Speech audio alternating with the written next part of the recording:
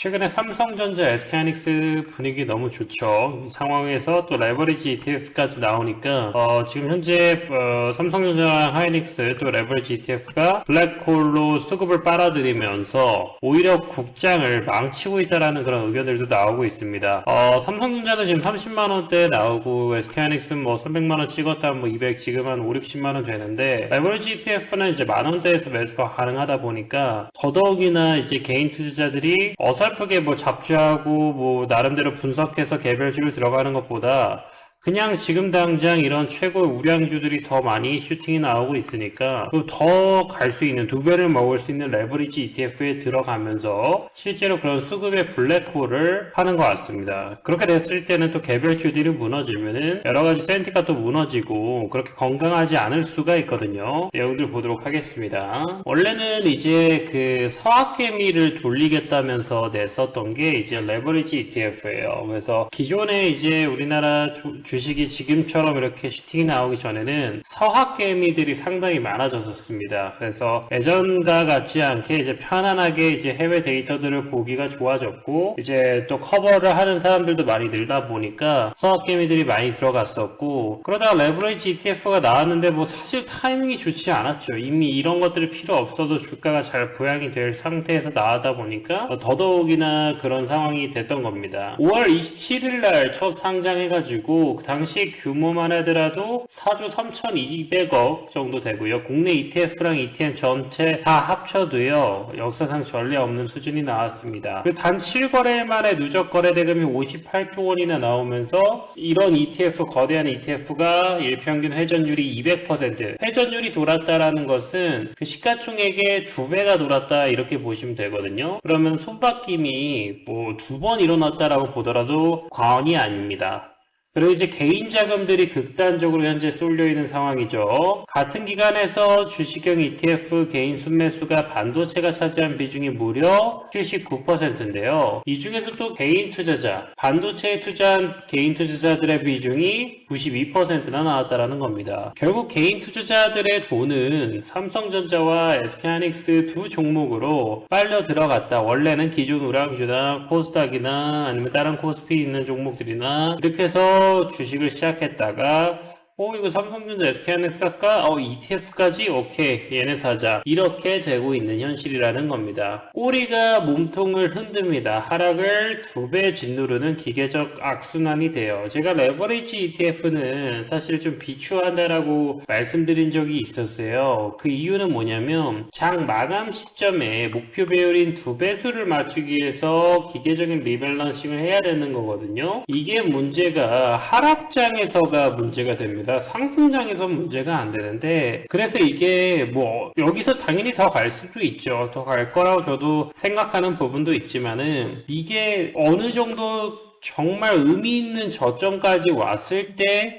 기술적으로 좀 들어가주면 좋은데요. 지금처럼은 이제 나중에 지금이야 좋지만 만약에 이제 하락하게 된다라는 걸 우리가 가정을 안 할 수가 없잖아요. 하락하게 됐을 때는 삼성전자, SK하이닉스 주가가 떨어지게 되면은 ETF는 배율을 유지하기 위해서 현물과 선물을 추가로 내다 팔아야 됩니다. 요게 이제 그 감마라고 해서 이제 현물이 움직일 때 또 선물이 변동성, 선물이 움직일 때 변동성이 움직이는 그런 효과가 나온다라는 건데 매도가 다시 본 주가를 끌어올리고 가중된 매도 압력이 추가 폭락을 부르면서 떨어진 가격에서 또다시 기계적인 매도가 나오는 겁니다. 잘 이해가 안 가실 수도 있어요. 그 뭐 투자자산운용사 이런 거 공부하신 분들은 좀 이해될 수 있는데 어쨌든 이게 하락이 하락을 부른다. 음의 복리가 된다. 아주 그냥 간단하게 설명을 해드리면 플러스 10% 오르고 플러스 10% 빠지고 이런 것들이 반복된다고 했을 때 여러분들이 100원에 투자를 했어요. 10% 오르면 뭐죠? 110. 여기서 다시 10% 빠지면 어떻게 되죠? 여기 11이 빠져야 되죠. 그럼 99가 됩니다. 이해가 되시나요? 원래는 현물에서 10% 마이너스 10%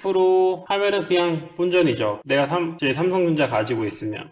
이거 본전은 아니고 이것도 같은 개념인데 어쨌든 삼성전자도 똑같이 110 플러스 110 다시 99가 되죠. 근데 이게 2배로 치면 어떻게 돼요? 2배로 치면 2배로 치면 마이너스 2가 되죠. 이런 것들이 누적된다라는 건 누적된다고. 그러면 이제 맨 끝으로 갔다고 칠게요. 계속 이런 것들이 반복된다. 그 맨 끝에는 레버리지로 들어갔던 거는 벌써 제로가 됩니다. 그러니까 아직 현물의 잔액은 남아있는데 레버리지 ETF 들어간 것들은 벌써 마이너스 0이 될 수 있다라는 거예요. 극한으로 생각했을 때를 고려하시면 이해가 좀 빠를 겁니다. 어쨌든 뭐 지금 서킷 브레이커도 많이 나오고 코스피 지수가 이제 블랙 화요일에서 마이너스 9.99가 나오고 삼성전자 SK하이닉스 본주가 마이너스 12% 빠지고 오늘도 서킷 브레이커가 나왔죠. 이때 단일 하락률이 마이너스 20%, 25%가 됩니다. 이런 걸 딱 보시면 이해가 되실 거예요. 왜냐면 본주는 12% 빠졌거든요. 근데 이 레버리지는 25%가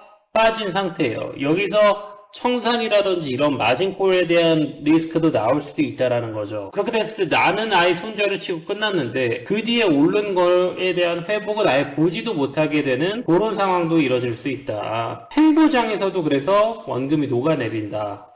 이렇게 이해해 주시면 좋을 것 같습니다. 그래서 이런 끊어진 순환매, 왜냐면 이게 주식이라는 것들이 이 순환매가 없으면은 경제라는 것 자체도 사실 모르겠습니다. 전체적인 숫자로 봤을 때는 한쪽에 집중하는 게 좋은 전략인데요. 이 순환매라는 게 없으면 경기의 활력이 돌기가 쉽지가 않아요. 실제로 생각을 해보시면 우리가 과거를 한번 생각해 보면은 어느 정도 이 산업의 그 균형이라는 게 있어서 누가 뭘 해도 우리가 서열을 매기지 않죠. 서열을 매기지 않고 서로의 그런 것들을 존중하면서 그런 분위기들이 상당히 좋은 형성이 됩니다. 근데 친구들이나 뭐 이런 지금 요즘 같은 경우에는 뭐 너 SK하이닉스 있어? 아니면 뭐 너 강남에 아파트 있어? 뭐 약간 이런 개념이 되면서 점점 더 이런 쏠림 현상들은 양극단을 만들게 됩니다. 이렇게 됐을 때 보통 어떤 게 되냐면 다른 산업에 소외가 되는 현상들이 일어나면서 아예 다른 산업에 대한 경쟁력을 전부 다 잃어버릴 수가 있어요.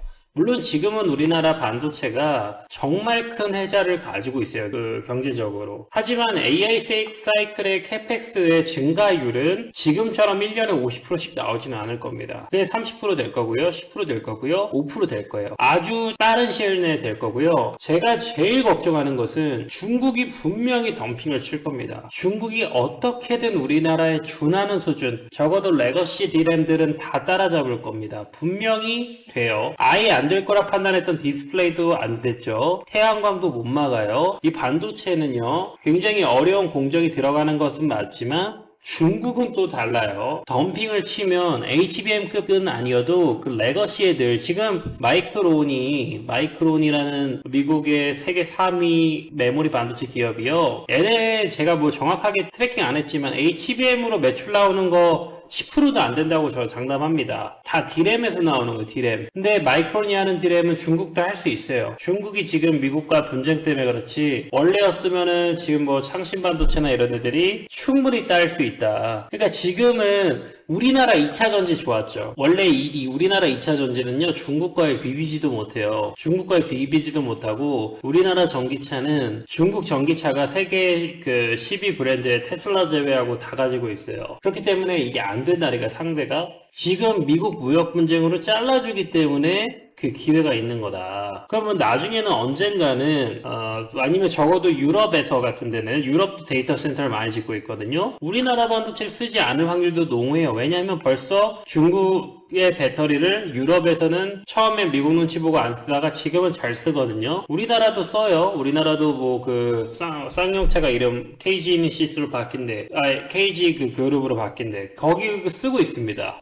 중국 배터리. 그러니까 좀 길어지는데 영원한 건 없습니다. 영원한 건 없기 때문에. 그리고 저는 우리나라가 강한 이유는 진짜 산업이 다 잘 돼요. 조선 잘 되죠, 방산 잘 되죠, 반도체 잘 되죠, 원전 잘 되죠, 뭐 2차 전지도 나름대로 상위권이죠. 그것들 가전, LG, 삼성, 물론 이것도 중국에 많이 잡히긴 했으나 가고 있어요. 로봇, 우리나라가 로봇 못할 줄 알았는데 또 현대차, 뭐 삼성 밀어주고 있어요. 하나 밀어주고 있어요. 우주도 하나가 밀어주고 있어요. 다 잘한다니까요. 완전 끝에 최첨자는 못 가요. 막 스페이스X 같은 건 우리나라가 못하는데 생산력도 우리나라 괜찮다. 생산 같은 거, 조선 같은 거 생산 잘하고.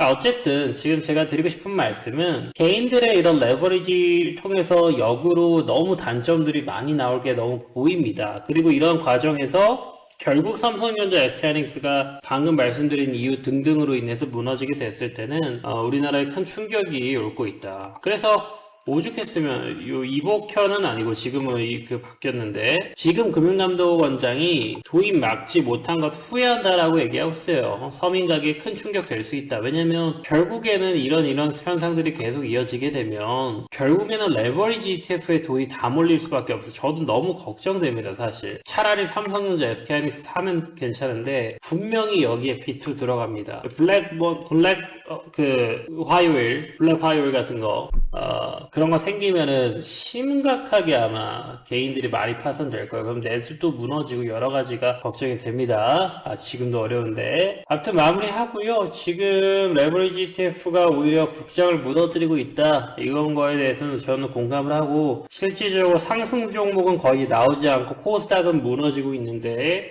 지금 벌써 이렇게 그런 부작용들이 나오는 것 같습니다. 아무튼 건강하게 성장하면서 당연히 삼성전자, SK하이닉스도 계속해서 잘 성장하길 기원하고요. 추가적인 트레이딩 아이디어들은 제가 텔레그램 통해서 또 실시간으로 여러분들 공유 드리고 있으니까 텔레그램 입장하셔가지고 더 많은 도움 받아가시길 바라겠습니다.